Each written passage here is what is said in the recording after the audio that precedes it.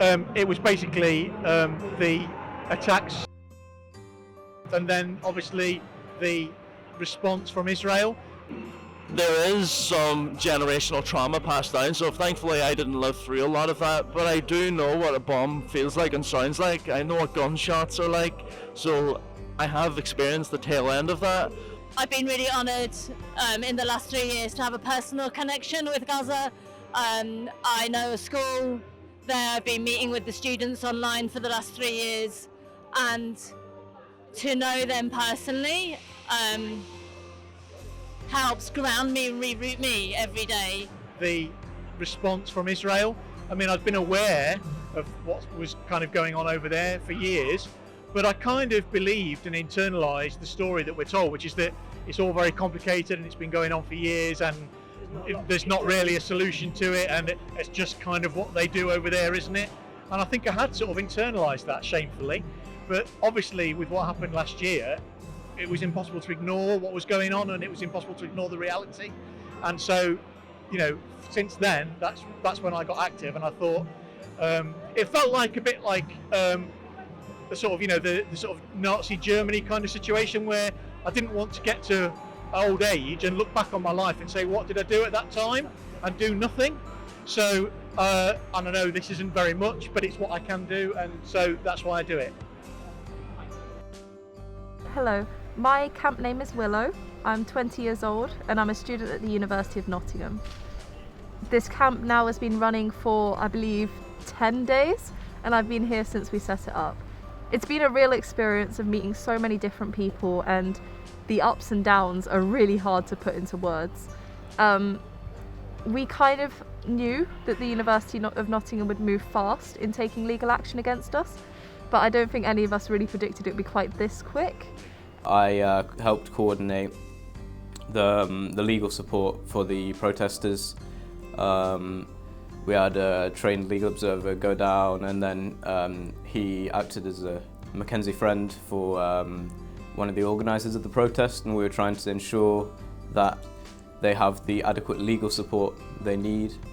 As someone who's been leading the collective advocacy wing of Student Solidarity for the best part of a year now, that's been something I'm really passionate to lobby the university about and get in touch with, but obviously we need to keep the momentum and keep protests up. It doesn't stop at us passing a student union motion.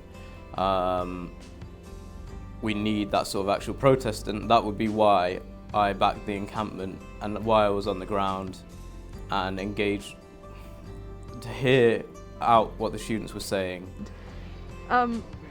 We're not a group of militants, we're people who have hearts and can see the atrocities happening. We open up our social media pages and we see directly into Gaza.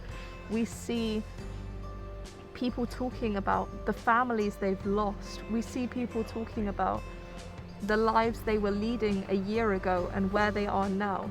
We see people talking about the history, and we're just here saying we recognise this is going beyond October 7th, and our university is complicit in that.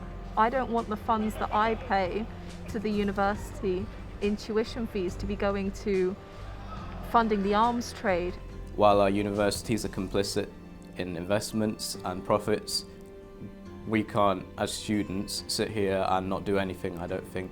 So I think that while universities are tied up in all this, are involved with this, are backing the system up and profiting from it, we can't have meaningful change in the Western world, and if students are the future, we can't bring about that change with them upholding that system. So you look at the University of Nottingham and how they're one of 9 universities in the UK who still have direct links with these companies, and it's honestly a disgrace, and students have... I think you'd be hard pressed to find students who support these investments on the UON campus, and I've spent a lot of time there even though I'm at Trent, but they're not... Nobody wants this, it's not popular, and it's really just driven by the executive board's desire to have those profits in place, really. My experience at this camp has just been one of community and love. We've had so many different groups and individuals from the local area come out, and they've given us food, they've given us words of support. They've, again, brought their children.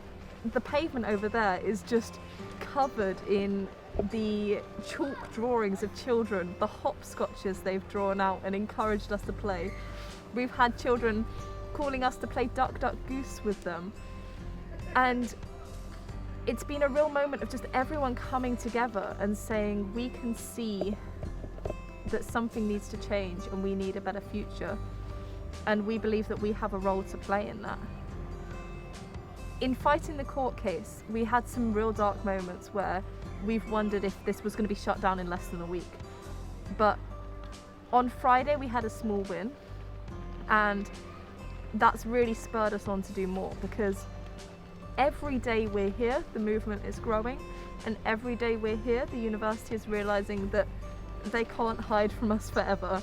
People are hearing about what they're saying. There's murmurs in city centre, there's murmurs around campus, and the words being said are about the £43 million invested.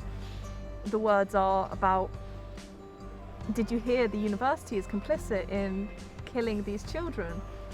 And that message is really important to get across, because this is about putting money into genocide, and that's just an insane thing to think about. With these protests, obviously there's a massive element of against the government and complicity, but then also the university's complicity, and we've actually seen quite a few unis take on what the students are saying, especially with Palestine scholarship schemes, putting some of that, more of them in place to support them and help rebuild like a kind of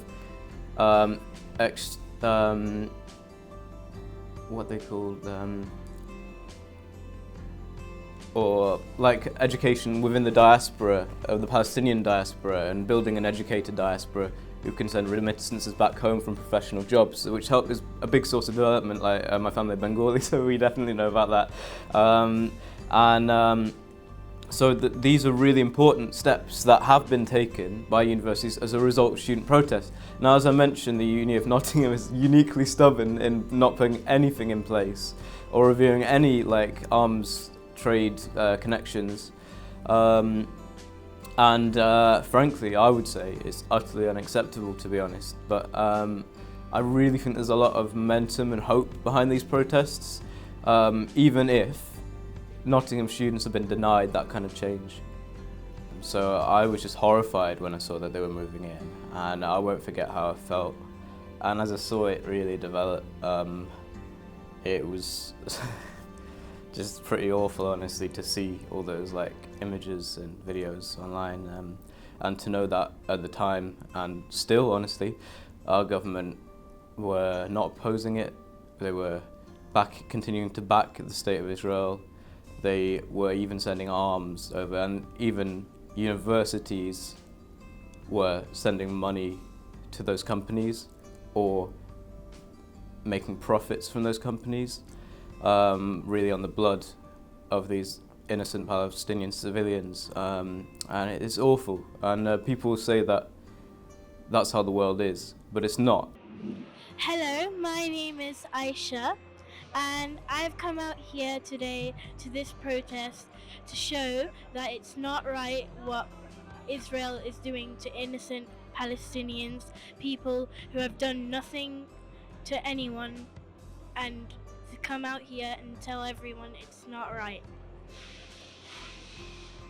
Hello, my name is Amina, and I am here because I think that what's happening in Gaza is not right, and all these innocent babies, children, kids, and everyone, they're all being killed for no certain reason. So I'm here to tell the people that do not support genocide, that it is not right, and they need to stop.